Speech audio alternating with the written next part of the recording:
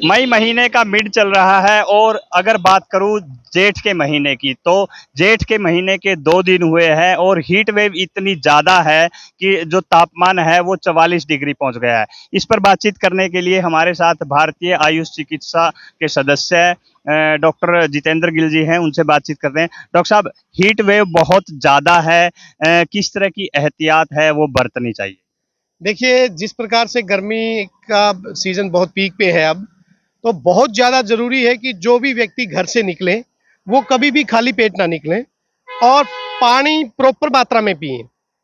अगर कुछ खा पी के निकलें बहुत बढ़िया, अगर खा पी नहीं सकते तो सिर्फ पानी तो ज़रूर पी के निकलें, क्योंकि जैसे ही आप धूप में निकलेंगे, हीट वेव इतनी ज़बरदस्त तरीके से जल तत्व को वैसे भी सूर्य की किरणें सीधी होने की वजह से सोख लेती हैं, तो डिहाइड्रेशन का चांसेस बढ़ जाते हैं, चक्कर आना, वीकनेस, कमजोरी फील होना, ये बहुत कॉमन है ऐसे समय में।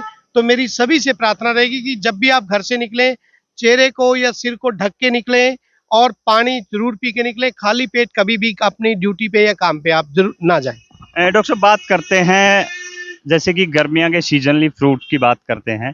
जो सीजनली फ्रूट है, कौन कौन से फ्रूट हैं जो लाभदायक हैं और जो गर्मी को कम करते हैं, गर्मी अगर किसी को गर्मी लग जाए उसको कम करते हैं? देखिए, बहुत अच्छी क्वेश्चनिंग की आपने कि आज के सीजन में क्या चीजें खाएं जो आपको बचा के क्योंकि रखेगा। गर्मी में ये भी है ना, अगर कुछ ज्यादा खाया गया जैसे आम है तो वो ज्यादा गर्मी करेगा, इस तरह से कुछ। बिल्कुल, गर्मी ग्रीष्म ऋतु में हमारी जो पाचक अग्नि है, जठर अग्नि है, वो मंद पड़ जाती है, डाइजेस्टिव सिस्टम वीक हो जाता है, ज्यादा चीजें हम पचा नहीं पाते।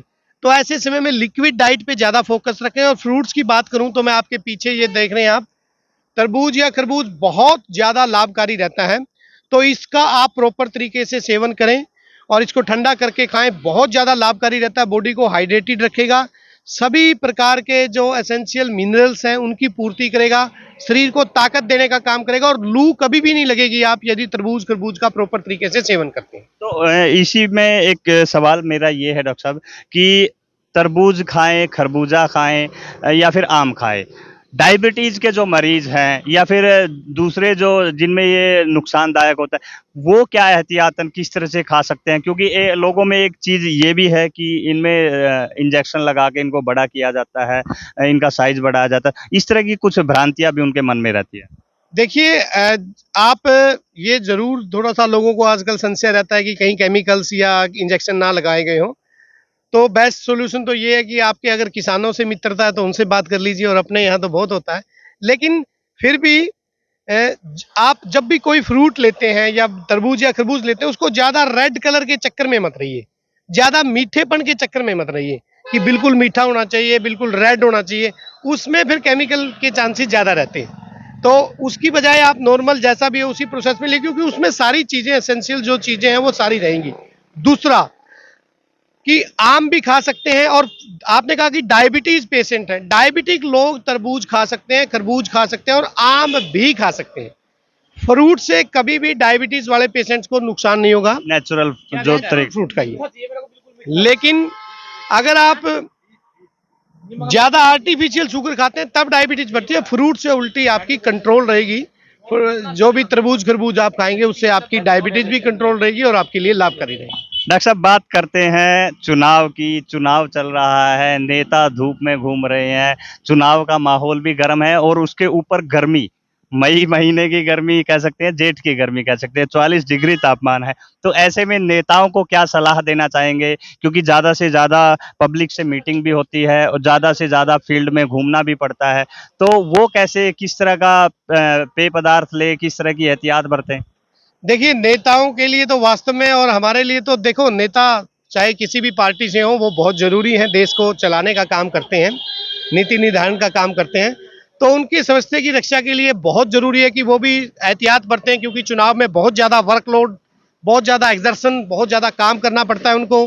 और उसके साथ साथ मेरी वर्कर से भी प्रार्थना है, जो वर्कर हैं वो नेताओं को बजाय चाय बिस्कुट ऐसी चीज़ें देने के लिए हम अपने घरों पे फ्रूट रखें, तरबूज रखें ठंडा, खरबूजा रखें या आम रखें काट के, ताकि बेचारों को जो इतनी मेहनत करनी पड़ रही है इलेक्शन के दौरान, तो थोड़ी तरोताजगी महसूस हो। तो इस प्रकार की चीजें नेता बॉडी को कैसे मेंटेन करे, गर्मी से बचे, वो किस तरह का पेय ले सकते हैं, किस तरह की चीजें ले सकते हैं वो? ऐसी सिचुएशन में तो नेता तो बेचारे कुछ नहीं कर सकते, उनके वर्कर ही उनकी मदद कर सकते हैं। ज्यादा वर्करों का प्रेशर रहता है कि वहाँ चाय है जी, वहाँ जाना पड़ेगा, वहाँ करना पड़ेगा। थोड़ा सा उनकी सेहत का ध्यान रखते हुए कम से कम उनको भगाएं दौड़ाएं और फ्रूट्स उनको खिलाएं, बजाय ड्राई फ्रूट्स या ऐसी चीजें देने के। अगर तरबूज खरबूज कहीं ठंडा लगा के देंगे तो उनको अच्छा रहेगा।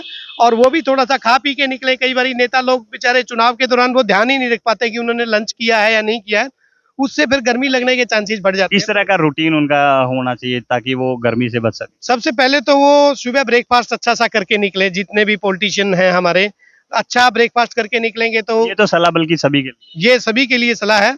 उसके साथ साथ दोपहर का वो लंच मिस ना करें।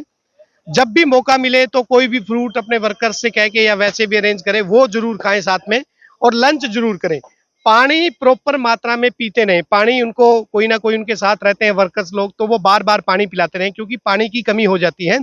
और विशेष रूप से जिस प्रकार की भाग दौड़ उन्हें करनी पड़ रही है, तो ऐसी सिचुएशन में कई बार मेरे पास भी मैसेज आते हैं बहुत से पॉलिटिशियंस की, बीच दौरे में ही तबीयत खराब हो जाती है, किसी को उल्टियां लग जाती है, किसी को चक्कर आ जाते हैं।